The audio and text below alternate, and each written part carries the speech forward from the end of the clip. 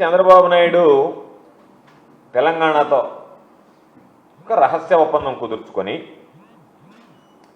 రాయలసీమకి నెల్లూరు ప్రాంతానికి కొంత ఒంగోలు ప్రాంతానికి తీరని అన్యాయం ద్రోహం చేస్తూ ఆయన ఒక పక్క రైతులు తీవ్రంగా కలత చెంది నష్టపోతున్నాము అని ఆవేదన కలుగుతుంటే వాళ్ళని ఒక హేయమైనటువంటి రీతిలో అవమానకరమైనటువంటి రీతిలో అమర్యాదగా మాట్లాడడం అనేటువంటిది ఇది రైతులకి పుండు మీద కారం పూసినట్టుగా వాళ్ళని మరింత బాధించేటువంటి పరిస్థితి ఏర్పడింది. ఇప్పటికే చంద్రబాబు అనేటువంటి వాడు తీసుకున్నటువంటి నిర్ణయంతో చంద్రబాబు నాయుడుకి సంబంధించినటువంటి అనుకూల మీడియా కానీ చంద్రబాబు నాయుడు ఉసుగొలిపేటువంటి చెంచాలన్నామా ఊరకొక్కలన్నామా ఎవడైనా సరే ఎవరు ఎన్ని రకాలుగా మాట్లాడినా చంద్రబాబు అనేటువంటి వాడు రైతుల దృష్టిలో ప్రజల దృష్టిలో చరిత్రహీనుడిగా ఈరోజు మిగిలిపోయినటువంటి పరిస్థితి రాయలసీమ లిఫ్ట్ ఇరిగేషన్కి సంబంధించి ప్రతి ఒక్కరు మాట్లాడుతున్నారు. ఈరోజు చంద్రబాబు నాయుడు స్వార్థంతో రాష్ట్ర ప్రజల ప్రయోజనాలను తాకట్టు పెట్టాడు. చంద్రబాబు నాయుడికి రైతాంగ ప్రయోజనం ప్రజల ప్రయోజనాలు పట్టవు. తన స్వార్థ ప్రయోజనాలు తప్ప వేరే ఒకటి గురించి ఆలోచన చేయడు. కాబట్టి చంద్రబాబు అనేటువంటి వాడు రైతుల దృష్టిలో ఆయన క్యారెక్టర్ ఏంటి అంటే విలన్గా మారిపోయాడు. చంద్రబాబు నాయుడు అనేటువంటి వాడు రైతులకు ఏ రోజు కూడా న్యాయం చేసేటువంటి పరిస్థితి ఉండదు. అందులో భాగంగా ఈ రోజు కూడా చంద్రబాబు నాయుడు రైతుల గురించి ఆలోచన చేయకుండా రైతులకు న్యాయం చేయకుండా రైతులకు హాని తలపెట్టేటువంటి విధంగా ప్రవర్తిస్తున్నాడు అని చెప్పి ఈరోజు చెప్పేటువంటి పరిస్థితి. ఇవన్నీ పక్కన పెడదాం. మీరు మాట్లాడేటువంటి రకరకాలైనటువంటి మాటలు మాట్లాడుతున్నారు. జగన్మోహన్ రెడ్డి గారిని తోలనాడుతున్నారు, రకరకాలుగా దూషిస్తున్నారు. దీనివల్ల ఉపయోగం లేదు లిఫ్ట్ ఇరిగేషన్ మీద అంటున్నారు. దాని సాధ్యాసాధ్యాలు మాట్లాడే ముందు మేము మిమ్మల్ని సూటిగా ఒక మాట అడుగుతున్నాం. దానికి మీరు ఎవ్వరూ సమాధానం చెప్పడం వల్ల దాట వేస్తున్నారు. మేము మిమ్మల్ని సూటిగా అడిగేటువంటి సమాధానం మీరు ఆ కారణాలు ఈ కారణాలన్నీ డైవర్షన్ పాలిటిక్స్ వద్దు. Straight question. తెలంగాణ ముఖ్యమంత్రి తెలంగాణ అసెంబ్లీని వేదికగా చేసుకొని నేను చంద్రబాబు నాయుడు గారితో ఇండోర్ మీటింగ్లో మాట్లాడి రాయలసీమ ఎత్తిపోతల పథకాన్ని ముందుకు తీసుకువెళ్లకుండా ఆపించాను, అడ్డుకున్నాను, చంద్రబాబు నాయుడుని ఒప్పించాను. దాని ద్వారా చంద్రబాబు నాయుడు ఒప్పుకున్నాడు. రాయలసీమ ఎత్తిపోతల పథకం నిలిచిపోయింది. దాన్ని నిలిపివేయడానికి నేను చేసినటువంటి ప్రయత్నం చంద్రబాబు నాయుడు ద్వారా సాధ్యపడింది. మనం అనుకున్నటువంటిది ఆంధ్ర ప్రాంతానికి రాయలసీమ నెల్లూరు ప్రాంతాలకు సంబంధించి ఈ రాయలసీమ లిఫ్ట్ ఇరిగేషన్ ద్వారా నీళ్లు ఇవ్వకూడదు అని నేను చేసినటువంటి ప్రయత్నం చంద్రబాబు నాయుడు ద్వారా ఫలించింది అని చెప్పి ఈరోజు సాక్షాత్తు తెలంగాణ ముఖ్యమంత్రి రేవంత్ రెడ్డి గారు తెలంగాణ అసెంబ్లీ వేదికగా మాట్లాడడం జరిగింది. అయితే ఈరోజు దాని మీద ఏదైతే ఆయన మాట్లాడాడో దాని మీద అప్పటికే మాకు అనేక రకాలైనటువంటి అనుమానాలు ఉన్నాయి. జగన్మోహన్ రెడ్డి గారి దగ్గర నుంచి అనేక సందర్భాల్లో రాయలసీమ లిఫ్ట్ ఇరిగేషన్ ఒక పద్ధతి ప్రకారం దాన్ని నిర్వీర్యం చేస్తూ రాయలసీమ ప్రాంతంతో పాటు నెల్లూరు ప్రాంతానికి కూడా చంద్రబాబు నాయుడు తీరని అన్యాయం చేస్తున్నాడు అని చెప్పి మాట్లాడడం జరిగింది. అయితే ఈ రహస్య ఒప్పందం జరిగిందనేటువంటి విషయం వెలుగులోకి వచ్చిన తర్వాత దాని గురించి మీరు మాట్లాడలేకపోతున్నారు. మిమ్మల్ని రేవంత్ రెడ్డి అడిగాడా లేదా, మీరు ఒప్పుకున్నారా లేదా, ఒప్పుకొని ఆ ప్రాజెక్టును ఆపివేసినటువంటి మాట వాస్తవమా కాదా, దానికి సమాధానం చెప్పమంటే దాన్ని మినహాయించి ఇప్పుడు జరిగేటువంటి చర్చ దేని మీద, రాయలసీమ లిఫ్ట్ ఇరిగేషన్ అనేటువంటిది జగన్మోహన్ రెడ్డి గారు ప్రారంభించారు, మీరు ఒప్పుకుంటున్నారు జగన్మోహన్ రెడ్డి గారు ప్రారంభించారని, దాంట్లో ఏం డిస్ప్యూట్ లేదు. ఈరోజు మీరు నిలిపేశారు. ఎందుకు నిలిపేశారంటే రకరకాలైనటువంటి సాంకేతిక కారణాలు చెప్తున్నారు. అది కాదు కావాల్సింది. రేవంత్ రెడ్డి అసెంబ్లీలో నేను మాట్లాడి చంద్రబాబు నాయుడు ఒప్పించాను, ఆ ప్రాజెక్టు ముందుకు వెళ్లకుండా అడ్డుకున్నాను, అది అవునా కాదా, నీతో మాట్లాడాడు లేదా, నీతో మాట్లాడిన తర్వాత మీరు ఆపేశారా లేదా, దాని గురించి మాట్లాడంటారా నాయనా అని అంటే దాన్ని పక్కన పెట్టి రకరకాలైనటువంటివన్నీ ఏదేదో మాట్లాడి మసిపూసి మారేడుకాయ చేసేటువంటి పరిస్థితి.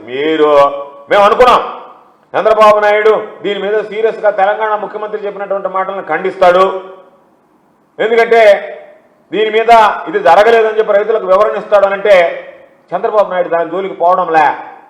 ఒక విధంగా చూస్తే రేవంత్ రెడ్డి చెప్పింది కరెక్టే కదా అన్నట్టుగా మాట్లాడుతున్నాడు చంద్రబాబు. ఏముంది దాన్ని ఆపినందువల్ల నష్టం, లేకపోతే ఏముంది, ఏమి చంద్రబాబు నాయుడు రేవంత్ రెడ్డి చెప్పిన దాంట్లో తప్పే ఉంది, ఆయన చెప్తే నేను ఆపిన దాంట్లో తప్పే ఉంది, దానివల్ల ఎంత వస్తా ఒక 20 టీఎంసీలు లేకపోతుందంటే రైతులను అవహేళనగా ఒక 20 టీఎంసీలు అంటే అది ఏముందిలే, ఒక రేవంత్ రెడ్డి చెప్పిన దానికి 20 టీఎంసీలు నీళ్లు నేను వదిలేలేనా, ఏం వదిలేస్తే తప్ప నన్ను మీరు అడుగుతారా, రేవంత్ రెడ్డికి నాకుండేటువంటి సంబంధాలు నేను ఒక 20 టీఎంసీలు నీళ్లు ఆంధ్ర ప్రజలకి రైతులు నోరు కొడితే దానివల్ల వచ్చేటువంటి నష్టం ఏంది, దాని గురించి నా ప్రతిష్ట పెరిగింది, తెలంగాణలో చంద్రబాబు నాయుడు ప్రతిష్ట రేవంత్ రెడ్డి దగ్గర పెరిగింది, అది ముఖ్యమా?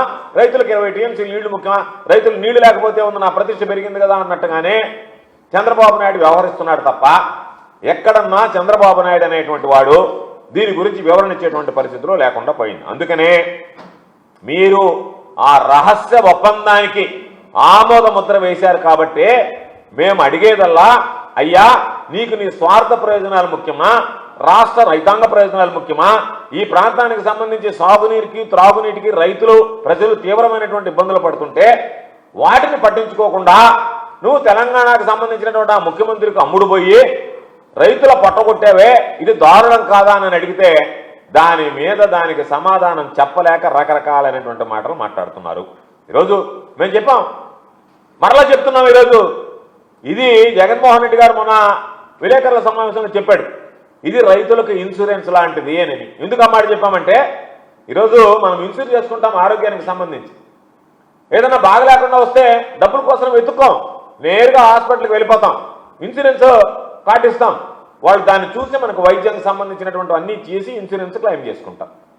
అంటే ఒక ధీమా, ఒక భరోసా ఏ విధంగా అయితే ఇన్సూరెన్స్ ద్వారా ఒక మనిషికి లభిస్తుందో రాయలసీమ ఎత్తిపోతల ద్వారా రాయలసీమ ప్రాంతాలతో పాటు నెల్లూరు జిల్లాకు సంబంధించి కూడా ఒక ఇన్సూరెన్స్ లాగా పనిచేస్తుందని జగన్మోహన్ రెడ్డి గారు చెప్పినటువంటి మాట వాస్తవం, యథార్థం. ఎందుకంటే అనేక సందర్భాల్లో మీడియా సాక్షి, ఈ జిల్లా ప్రజల సాక్షి, జిల్లా రైతాంగం సాక్షి.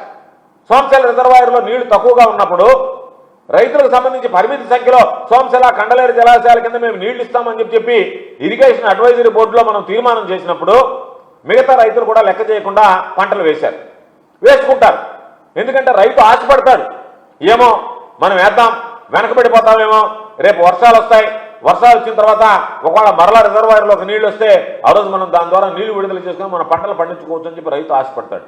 ఆశపడినటువంటి రైతు కష్టపడి ఏదో ఒక విధంగా పాపం పంటలు సాగు చేస్తే చివరి 3-4 తడులు నీళ్లు లేక ఎండిపోయేటువంటి పరిస్థితి రైతు కష్టం పక్కన పెడితే ఎంత నష్టపోతాడనేటువంటిది మనం గమనిస్తే, అటువంటి పరిస్థితుల్లో కూడా శ్రీశైలం జలాశయం నుంచి మనం 800 అడుగు నుంచి లిఫ్ట్ చేస్తే రోజుకు ఒక 3 టీఎంసీలు తెచ్చుకోగలిగితే 1-2 రోజులు ఆ నీళ్లు మన ప్రాంతానికి వదిలితే మొత్తం ఉన్నటువంటి లాస్ట్లో చివరిలో ఉన్నటువంటి పంట చేతికి వచ్చేటువంటి సమయంలో పాపం పశువులు వదిలేయకుండా, రైతు ఆవేదన చెందకుండా, రైతు కలత చెందకుండా, ఆ కుటుంబం నష్టపోకుండా ఆ రైతులకి ఆ ధీమా ధైర్యం ఉంటుంది. నేరుగా మనం ఇచ్చేటువంటి ఆ నీళ్ల ద్వారా చివరి 2-3 తడులతో దాదాపు 2-3 లక్షల ఎకరాలు చివరి ఆయకట్టులో ఉన్నటువంటి వాటి 2-3 తడులకి దాని ద్వారా రైతు ఉపశమనం పొందుతాడు. రైతు ఈరోజు దానికి సంబంధించి ఏదైనా లబ్ధి పొందేటువంటి పరిస్థితి ఏర్పడుతుంది. దాన్ని పక్కన పెట్టి ఒక సంజీవిని లాంటిది అని చెప్పి జగన్మోహన్ రెడ్డి గారు మొదటి నుంచి చెప్తుంటే దాని అవసరాన్ని గుర్తిస్తే దాని మీద ఏదేదో మాట్లాడతా పెద్ద పండితుల్లాగా, వీళ్ళే పెద్ద ఇరిగేషన్ ఎక్స్పర్ట్లాగా మీరు మాట్లాడేటువంటి ఏంటి, మేము చెప్పేది ఏంటి? అయ్యా ఒక పథకం ప్రారంభించాం, దాన్ని చంద్రబాబు నాయుడు ఆపేశాడు, రేవంత్ రెడ్డి చెప్తున్నాడు నేను ఆపించానని, దాని మీద సమాధానం చెప్పమంటే దాని మీద సమాధానం చెప్పలేకుండా మేము అడుగుతున్నాం.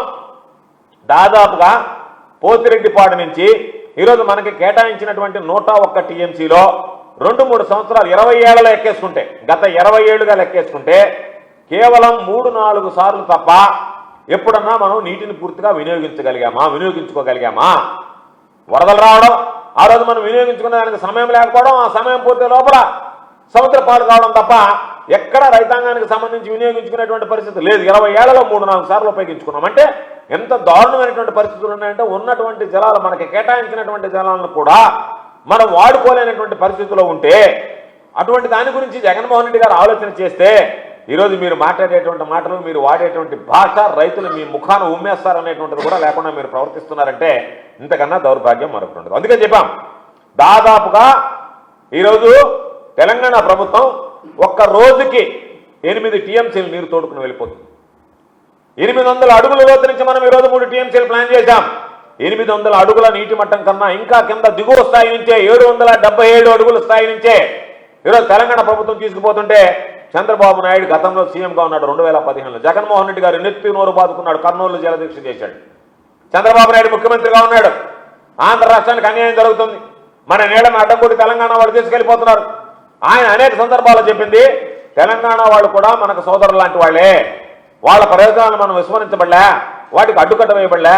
వాళ్ళతో పాటు మనము ఆ నీటిని వాడుకుందాం, మన ఆంధ్ర రాష్ట్ర రైతుల ప్రయోజనాల గురించి ఆలోచన చేద్దామంటే వాటిని ఏమాత్రం ఆలోచన చేయకుండా చంద్రబాబు సీఎంగా ఉన్నప్పుడే తెలంగాణలో ఉన్నటువంటి కల్వకుర్తి నీటికి సంబంధించినటువంటి డ్రిప్ ఇరిగేషన్ సామర్థ్యాన్ని 25 టీఎంసీలు ఉంటే దాన్ని 50 టీఎంసీలకు పెంచారు. కల్వకుర్తి ఎత్తిపోతల సామర్థ్యం పెంచుతూ ఉంటే చంద్రబాబు నాయుడు నోరు మెదపకుండా గమ్మగైపోయాడు. ఈరోజు శ్రీశైలం నుంచి 800 అడుగుల నుంచే మొత్తం నీళ్లు తోడేటువంటి పని మొదలుపెట్టారు. ఒక అడుగు ముందుకేసి 777 అడుగుల నుంచే రోజుకు 2 టీఎంసీలు పాలమూరు రంగారెడ్డికి సంబంధించినటువంటి ప్రాజెక్టు మొదలుపెట్టారు. 825 అడుగుల నుంచి ఈరోజు ఎస్ఎల్బీసీ ద్వారా దాదాపుగా 40 టీఎంసీలు నీరు తీసుకెళ్లేటువంటి పనులు చేశారు. ఈరోజు శ్రీశైలం రాకముందే, జలాశయం రాకముందే మార్గ మధ్యంలోనే కృష్ణా జలాలకు సంబంధించి జూరాల, నెట్టెంపాడు, కోయల్ సాగర్, భీమా లిఫ్ట్ ద్వారా 1 టీఎంసీని ఈరోజు తరలించిన పరిస్థితి ఏర్పడింది. అదేవిధంగా 777 అడుగుల నీటి మట్టం నుంచే వాళ్ళ జల విద్యుత్తుకు సంబంధించినటువంటి జల విద్యుత్ ఉత్పత్తి కేంద్రానికి నీరు తరలించి దాని ద్వారా ఈరోజు నీళ్లు తీసుకెళ్లిపోతున్నారు. దాదాపుగా 8 టీఎంసీలు ప్రతిరోజు నీరు వాడుకుంటున్నా మనం చూస్తూ గమ్ముకుండా తప్ప ఏమీ చేయలేనటువంటి పరిస్థితిలో ఉన్నాం. దీనికి కారణం ఏంది? ఇవన్నీ ఎప్పుడు జరిగాయి? చంద్రబాబు నాయుడు ముఖ్యమంత్రిగా ఉన్నప్పుడు జరిగాయి. ఎందుకు జరిగాయి? చంద్రబాబు నాయుడు ఆ రోజు ఓటుకు కోట్ల కేసులో అడ్డంగా బుక్ అయ్యాడు కాబట్టి తెలంగాణ హైదరాబాద్ వదిలిపెట్టి పలాయనం చెత్తగించి నేను బస్సులో పనిచేశా, రైల్లో పనిచేశా, చెట్టు కింద పని చేశా, పుట్ట కింద పని చేశా, అక్కడ పని చేశా, ఇక్కడ పని చేశాను నువ్వు చెప్పడానికి కారణం అక్కడ నువ్వు దొంగలాగా దొరికిపోయావు కాబట్టి ఓటు కోట్ల విషయంలో విధి లేక గత్యంతరం లేక నేను ఎక్కడ బొక్కలో పడేస్తారని చెప్పి తీసుకొచ్చి ఇక్కడ కూర్చొని రాష్ట్ర ప్రజలకు సంబంధించినటువంటి రాష్ట్ర రైతాంగ ప్రయోజనాలు విస్మరించి వాళ్ళు ఇష్ట ప్రకారం కట్టుకుంటున్నా నోరు తెరిస్తే నా మీద ఈ కేసు మోపుతారు, ఈ కేసులో నేను ఇబ్బందులు పడతానని చెప్పి ఓటు కోట్ల విషయంలో నువ్వు ఆ నుంచి పలాయనం చిత్తగించి పారిపోయి రావడం వల్ల ఈరోజు వాళ్ళు ఇష్ట ప్రకారంగా వ్యవహరించి మమ్మల్ని అడిగేవాడు ఎవరులే అని చెప్పి లెక్క లేకుండా చేస్తే కనీసం వాటిని అద్దుకోవడానికి కూడా నువ్వు ప్రయత్నం చేసినటువంటి సందర్భాలు లేవు. కాబట్టి ఒకప్పుడు ఎట్లుండింది?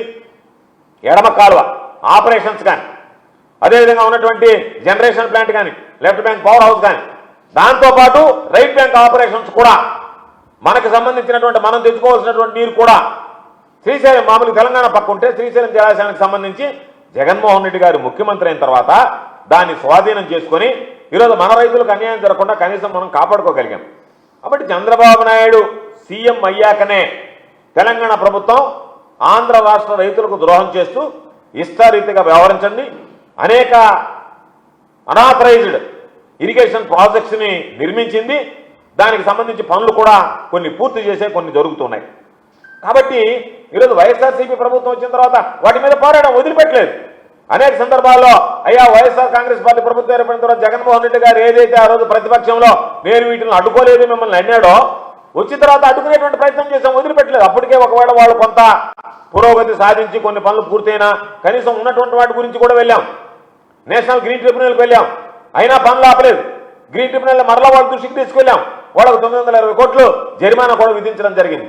అయినా సరే వాళ్ళ విధానంలో వాళ్ళు పనులు చేస్తే ఈరోజు మనం ఒకసారి ఆలోచన చేస్తే శ్రీశైలం జలాశయంలో 800 అడుగుల కన్నా కింద 885 అడుగులు ఉండేటువంటిది 800 అడుగుల కన్నా కింద దిగువ స్థాయిలోనే 8 టీఎంసీలు నీరు తీసుకెళ్తే ఈరోజు మహానేత రాజశేఖర రెడ్డి గారు మనకి 44,000 విస్తరిస్తే పోతిరెడ్డిపాడు హెడ్ రెగ్యులేటర్ దగ్గర నుంచి మనం తీసుకొచ్చేటువంటి ప్రధానమైనటువంటి ఆ కాలువ ఈరోజు దానికి సంబంధించి 841 అడుగుల లెవెల్లో అది ఉంది.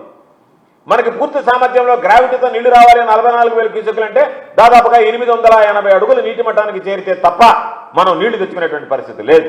కాబట్టి మనకి 841 రూపాయలు ఇస్తే 1000 క్యూసెక్లు 2000 క్యూసెక్లు రావాల్సిందే, లేదా వరద వచ్చినప్పుడు ఆ 2-3 రోజుల ప్రవాహమే తప్ప మనం కేటాయించినటువంటి నీటిని కూడా వినియోగించలేకపోతుంటే దాని మీద పూర్తిగా అధ్యయనం చేసి దాదాపు 800 అడుగుల స్థాయి నుంచే మనం ఒక 3 టీఎంసీలు తీసుకుంటే వాళ్ళు 8 టీఎంసీలు వాడుకుంటున్నారు కదా, మనం ఒక 3 టీఎంసీలు తీసుకుంటే మన రైతాంగాన్ని కూడా మనం మేలు చేసినటువంటి వాళ్ళు అవుతాము అని చెప్తే దాని మీద చంద్రబాబు నాయుడు ఎంత దారుణంగా ప్రవర్తించాడు. ఇక్కడ ఉన్నటువంటి తెలుగుదేశం వాళ్ళ చేత స్టేట్మెంట్ ఇప్పిస్తాడు, తెలంగాణ ఉండేటువంటి తెలుగుదేశం వాళ్ళ చేత కేసులు వేయించాడు.